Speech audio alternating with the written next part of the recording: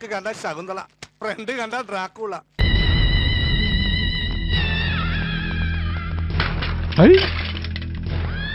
ശ്രാങ്കേ, ഒരു സർബത്ത് കുടിച്ചിട്ട് പോവാ. എന്റെ പൊന്നോ വേണ്ട. എന്നിട്ട് കാശിലാന്ന് പറയുമ്പോ താരിക്കിട്ട് തട്ടാനല്ലേ?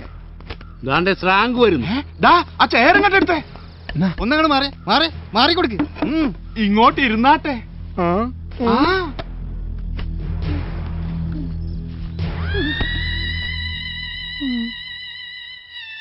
ഇതെന്ത് മറിമായും? എനിക്ക് ഭ്രാന്തായി പോയതാണ്, അത് നാട്ടുകാർക്ക് മൊത്തം ഭ്രാന്തായ.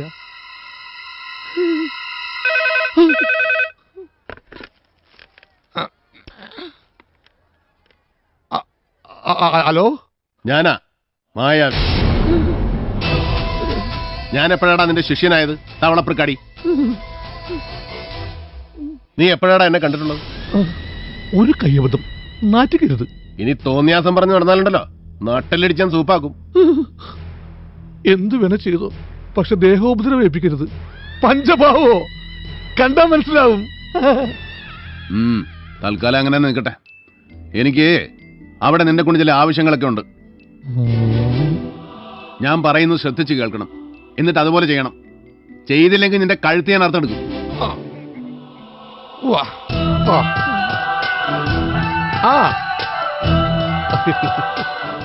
മനസ്സിലായില്ലേ? യഥം വലം നോക്കാതെ ചെയ്തിരിക്കും. ശരിയാടാ, ശ്രാങ്ക് മായാവിയുടെ ആശാൻ തന്നെയാ. പിന്നെ ഞാനെന്തിനാ ആശാനെന്നും പറഞ്ഞ് നടക്കുന്നത്? ഇനി ഒന്നുകൊണ്ട് വിഷമിക്കണ്ട, ഇവിടുത്തെ കാര്യം ഞാൻ ഏറ്റു. ശരി, ഞാനല്ലേ പറയുന്നത്. നിനക്ക് ഈ ആശാന വിശ്വാസമില്ലേ? എന്നാലും ഞാൻ പഠിപ്പിച്ചതൊന്നും നീ മറന്നില്ലല്ലോ. അത് മതി. ഈ ഗുരുവിന് തിരുപ്പതിയായടാ, തിരുപ്പതിയായി. പിന്നെ ഒരു ഗൗരവമുള്ള ജോലി നിന്നെ ഞാൻ ഏൽപ്പിക്കുകയാണ്.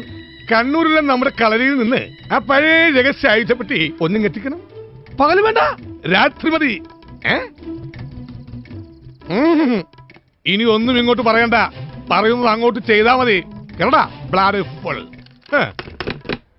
അവൻ പറയാ പരസ്യമായിട്ട് അവന് ഗുരുപൂജ ചെയ്യണമെന്ന്, അതും അമ്പലത്തിന് നടയിൽ വെച്ച്. അതാ ഞാൻ ഫസ്റ്റിലേ പറഞ്ഞത്, കയ്യപ്പത്തൊന്നും കാണിക്കരുത്, നാട്ടിക്കരുതെന്ന്. നിങ്ങൾ കേട്ടില്ലേ?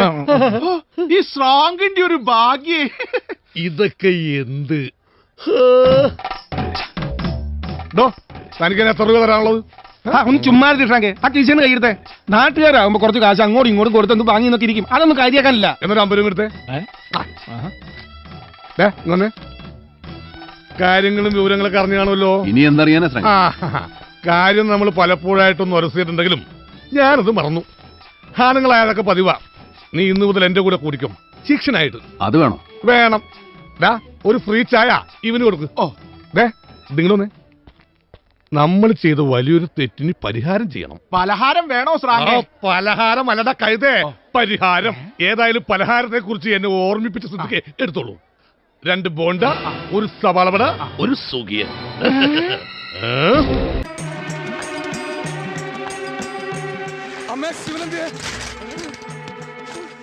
നിനക്കെന്താ ഭ്രാന്ത് പിടിച്ചോ? ഇക്കണക്കിന് പോയ താമസിയാതെ പിടിക്കും. എന്താ രാവിലെ എന്നെ പരിപാടി?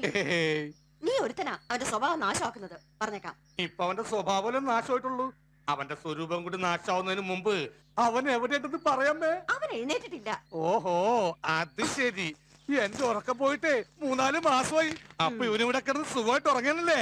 ശിവൻകുട്ടിയെ, ശിവൻകുട്ടിയെ ഇറങ്ങി വാടാ. യു തോമസ് ഏട്ടൻ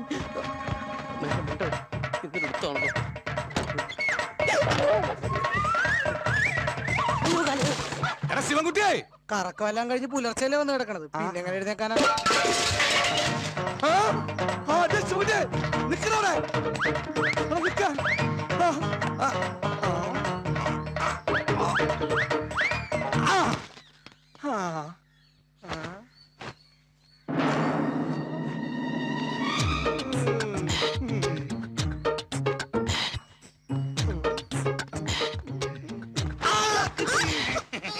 നീ ഏതുവരെ ഓടും നോക്കാലാ? ഓടാ, ഓട്. നീ കാരണം എനിക്ക് നാട്ടിലിറങ്ങി നടക്കാൻ വയ്യാണ്ടായി. പലിശ തോമാസിന്റെ എന്നെ കൊണ്ട് വാങ്ങിച്ച കാശാടാ. ഞാൻ വാങ്ങി തന്ന കാശ് താടാ. പെണ്ണിന്റെ ശബ്ദത്തിൽ പറ്റിക്കുന്നോടാ. നിന്റെ ഓർജിനൽ സൗണ്ട് ഞാൻ പുറത്തെടുക്കും. പുറത്തെടുക്കടാ, പുറത്തെടുക്കടാ. ചേട്ടൻ തന്നെയാടാ, രാജപ്പൻ ചേട്ടൻ. എന്താടാ ഈ മസല്? ഞാനറിയാതെ നീ ജിമ്മിൽ പോയി തുടങ്ങിയാ? എടാ ഭയങ്കര അവനാ ശിവൻകുട്ടി. ശിവകുട്ടിയോ? ഇതെന്റെ ഭാര്യ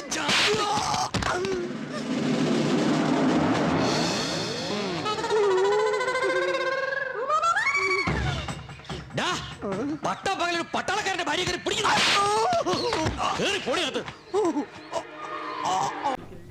ഇതിനൊരു സിബ് പിടിപ്പിച്ചിട്ട് വരാം. വേഗം വരണം. പനമുട്ടാതെ. കൃഷ്ണൻകുട്ടിയെ, ഇതിന്റെ കൈ ഒന്ന് തുന്നിയ വേഗം. എന്ത് പറ്റി? അതിർത്തി തർക്കം. ഞാൻ എന്റെ തറവാട്ടിലെ അവകാശം ചെന്നേ വിധിയായി വലിയായി ഒടുവിൽ ഇങ്ങനെയൊക്കെ.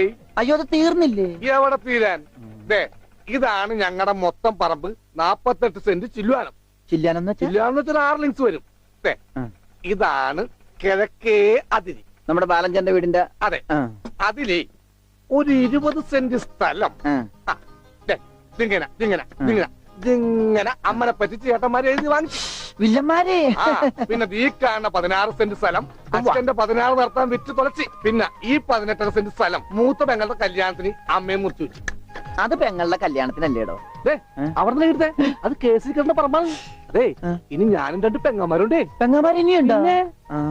തന്റെ പെങ്ങന്മാരെന്താണ് പറമ്പ് നിറഞ്ഞു നിൽക്കണ? അവർക്കുള്ള വീതം പെങ്ങന്മാർക്കുള്ളത് അതവിടെ ഇരിക്കട്ടെ. പിന്നെ എനിക്കുള്ളതാണ് ഈ 8 സെന്റ്. അപ്പൊ ഒരു 6 ലിങ്സ് കാണും. 6 ലിങ്സ് വഴിക്ക് പോയില്ലേ? ഓ, വഴി വഴി വഴി. അത് മാറ്റി പോയി. ബാക്കി 8 സെന്റിൽ തനിക്കൊരു വീട് വെച്ചൂടെ? എങ്ങനെ വീട് വെക്കാൻ? അതെന്താ? എന്താ ഇത്? കുളം 6 സെന്റ് കുളം അല്ലേ? അയ്യോ, കുളമാണെങ്കിൽ പിന്നെ അവിടെ എങ്ങനെയാ വീട് വെക്കുന്നത്? കുളത്തിൽ എങ്ങനെ വീട് വെക്കുന്നു ഞാൻ ചോദിച്ചതിനെ ചേട്ടന്മാരുടെ തല്ലി ആവശ്യത്തേക്ക്. 5 സെന്റ് ഇത് വഴി, ഇത് ചില്ലുവാനും. അതൊക്കെ വീട് എന്റെ അളിയൻ വന്നെന്ന് കേട്ട് അതാ ഞാൻ ധൃതി പിടിച്ചിട്ട് പോകുന്നത്. നീ കണ്ട കൃഷ്ണൻകുട്ടി? എങ്ങനെ വില ഗതിയും പിടിച്ചാണ് വന്നേക്കണത്? പിന്നെ വലിയ നിലയിലല്ലേ?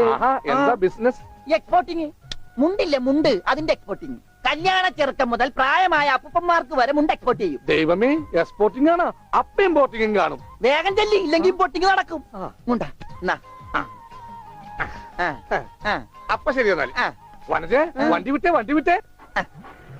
ഒരാളെ ഒരു അപകടത്തിലേക്ക് പറഞ്ഞുവിടുമ്പോ എന്തൊരു മനസമാധാനം എന്നറിയാമോ? ഈ അതിർത്തി തർക്കം വന്നാലുള്ള കുഴപ്പമിതാ. ഈ കുളത്തിൽ എങ്ങനെ അവൻ വീട് വെക്കണത്? ദൈവമേ, പോലീസുകാരന്റെ തുണിയിലാണോ വീതം വെച്ച് കളിച്ചത്? ഓമനക്കുട്ടാ.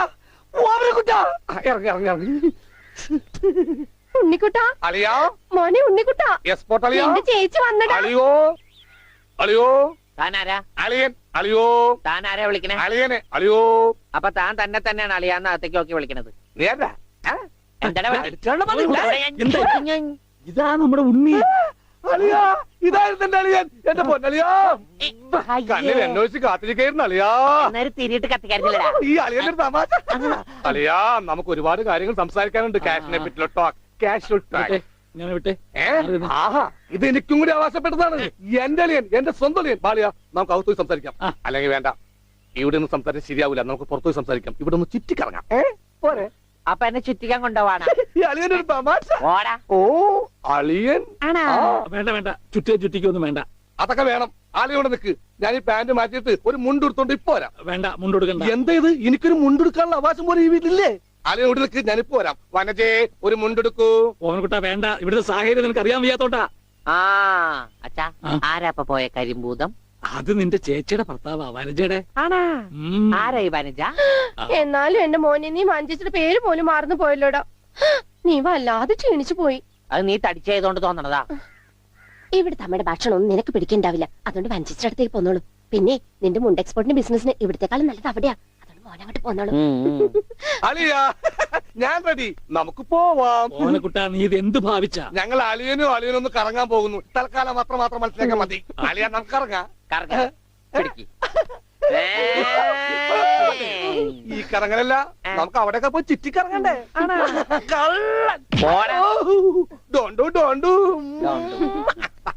ഓമനക്കുട്ടാ വേണ്ട, ഞാൻ പറയുന്നു.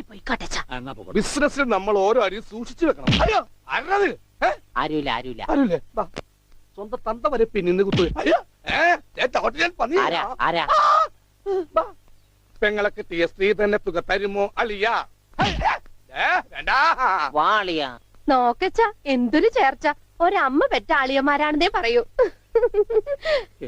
ഈശ്വര,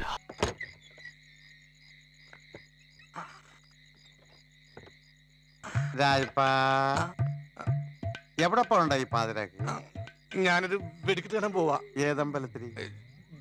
ജാനുവമ്മ കോവിലില്. ജാനുവമ്മ കോയിലോ? അങ്ങനെ ഒരു കോയിലിനെ കുറിച്ച് ഞാൻ കേട്ടിട്ടില്ല. ഞാനും കേട്ടിട്ടുണ്ടായിരുന്നില്ല.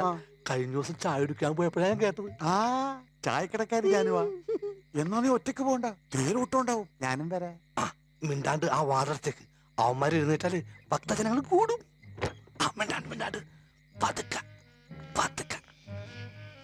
വേലി ചാടി കടക്കാന്ന് വിചാരിച്ച വേലി പോലും ഇല്ല.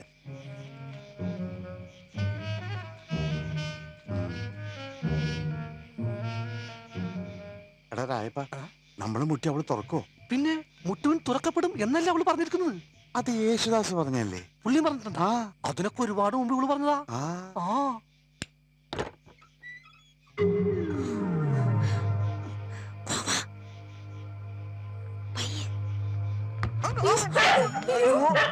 രായപ്പ, ഒരാൾ ഇറങ്ങിയിരുന്നു. ആ ഒരു രക്ഷപ്പെട്ട്. എങ്ങനെ? ഇയാൾ ഇവിടെ സ്ഥിരം പുള്ളിയാണെന്ന് തോന്നുന്നു. ഇയാളെ പിടിച്ചിട്ട് 2 കൊടുത്ത് ഭീഷണിപ്പെടുത്തി നമുക്ക് അകത്ത് കയറാം.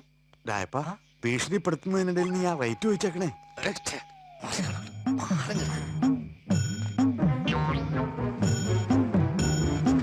പിടിച്ചോണ രായപ്പ. നീ എന്താടാ കോടതിയിൽ നിന്ന് ഇറങ്ങണ തവലിട്ട് മുഖമൊക്കെ മൂടി? ആഹാ, ഇവനാണ്. നിനക്കെന്താ ഇവിടെ പണി? ഞാൻ ഒരു കെട്ട് മുളക് പപ്പടം കൊടുക്കാൻ വേണ്ടി വന്നതാ. നിങ്ങൾ എന്താ ഇവിടെ? ഞങ്ങൾ പപ്പടം മേടിക്കാൻ വന്നത്. ഇവിടെ എന്താ വില? ഞാൻ ഹോൾസെയിൽ റേറ്റിനാ കൊടുത്തത്. ഞങ്ങൾക്ക് റീറ്റെയിൽ ആയിട്ട് മതി. ദൈവമേ, എവിടെയെങ്കിലും പോയി കത്തോട്ടെ. നിങ്ങൾ എന്താ ഓടണില്ലേ? അയ്യാവുള്ള വാത്തോണ്ട് ഇടിച്ചു കൊല്ലു. പോടാ പട്ടി, ഇത്രയും കാലമായിട്ട് നിന്റെ അസുഖം ഒന്നും മാറിയില്ലേ? എടി ഇത് ഞാനാടി ഓമനക്കുട്ടൻ. അയ്യോ, നിങ്ങളായിരുന്നോ? നീ ഒന്ന് ഇങ്ങോട്ട് വന്നേ, വരുമ്പോ ഒരു മുണ്ടും എടുത്തോ. ഈ മനുഷ്യന്റെ ഒരു കാര്യം.